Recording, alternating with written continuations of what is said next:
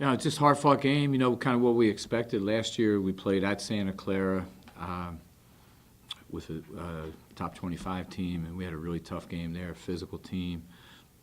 Changed defenses a lot, and I thought we did a really good job of getting up 20, and then they made some shots. We struggled keeping them from getting to the rim, and they hit a couple threes, which was kind of not their game plan, and then I thought we really came right back and handled the last couple minutes with some poise.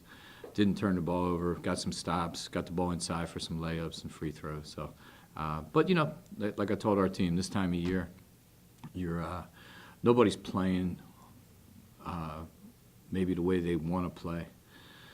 So you're still evolving.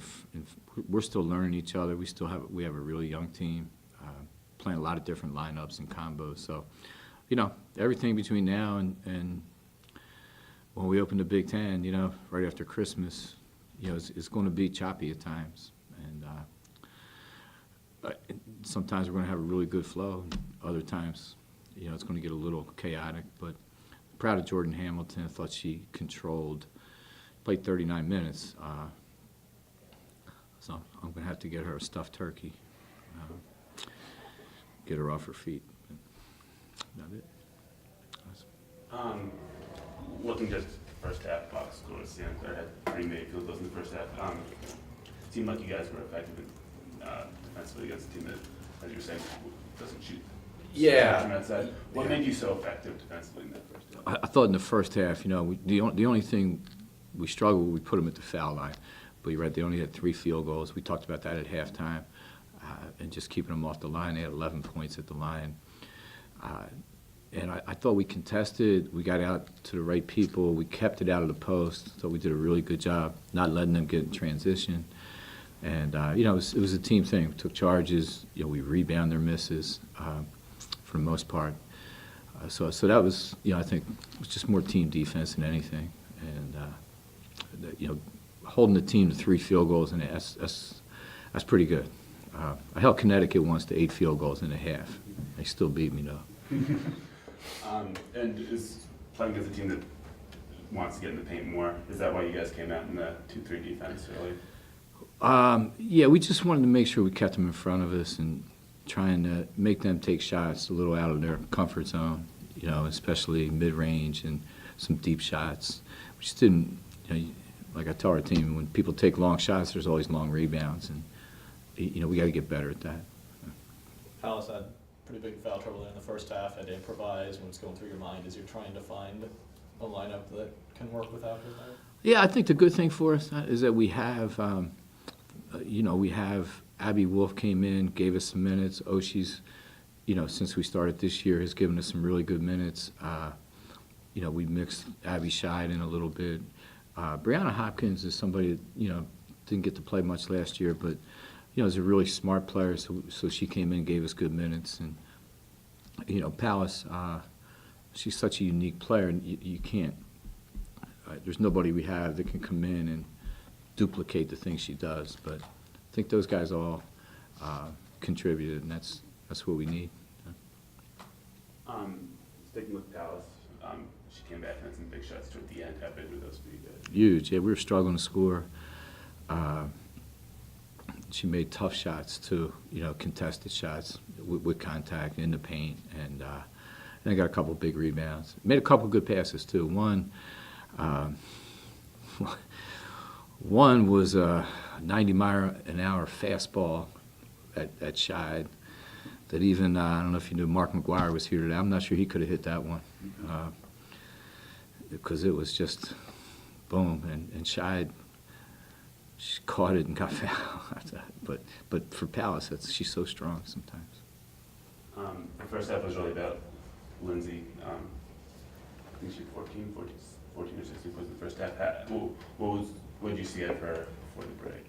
Yeah, I think in a game like that where, we only took 47 shots too, we got to get her more shots. She's a high-volume shooter in the same way of a Maggie Lyon or Nia Coffey. Like, those guys have to get shots, and I got to help her a little more. Try to get the ball flowing through her a little bit, but she, in Santa Clara, did a good job of trying to deny her the ball. When she cut through, they switched out on her, and she's learning how to play without the basketball too. But she's really good. She has that scorer's mentality that you can't teach. For her, it's natural. I'm gonna go play 3 games in 3 days with a young team without a lot of depth against pretty highly regarded opponents. And what kind of challenges that? What do you do to make it not seem such a towering obstacle? Yeah, I think this group is really an interesting group. They're fun. They really like playing with each other.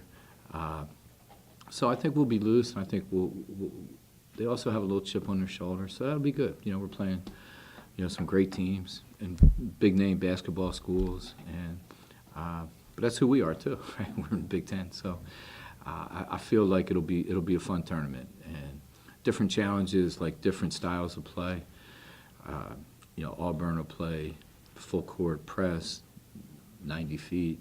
Chattanooga play a little bit different. Georgetown, but I think it's one of those things. If we can come out of there and learn something, it'll really help us, because we're going to see a lot of different kinds of defenses, and by really good players, and see if we can stop them too. And that's, defensively tonight, I thought we were pretty good.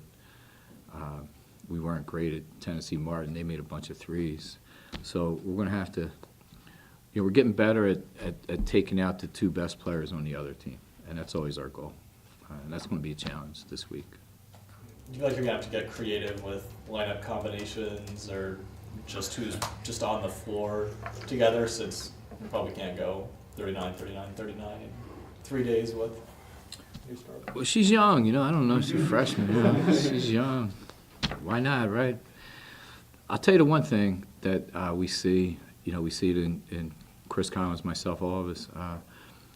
When these guys come in to play, they're used to playing a lot of basketball now because of AAUs and because of how long their high school seasons are. So Lindsey Pulliam and Jordan Hamilton, they could probably, used to playing a game and then go play another game at 4 o'clock, go to Burger King, play another game.